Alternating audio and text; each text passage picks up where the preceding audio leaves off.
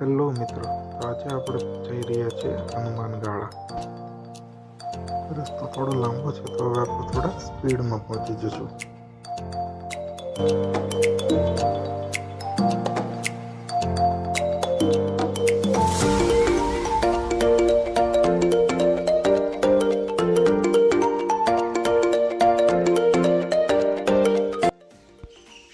Finally આપણે આજે પહોંચી ગયા છીએ હનુમાન ગાળાના આશ્રમમાં.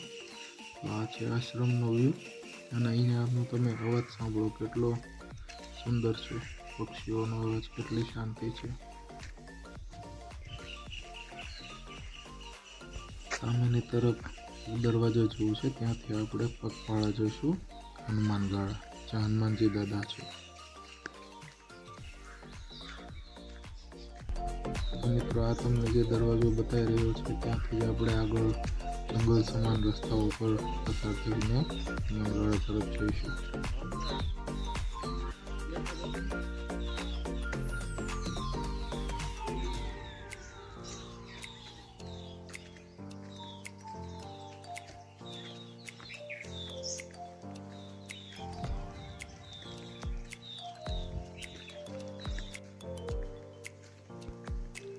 અહીંના રસ્તા તમે જોઈ શકો છો, કેટલા સ્વચ્છ અને સુંદર છે.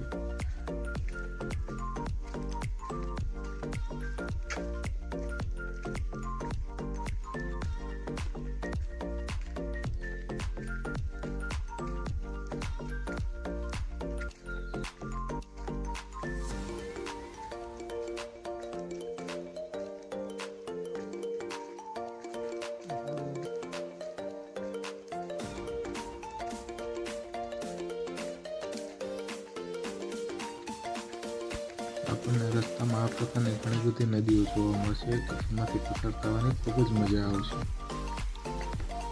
મારા મિત્રનો આગ્રહ હતો કે હું પણ નદીમાંથી પસાર થાઉં, તો સાંભળો મારા મિત્રનો અવાજ. પાણી મળે.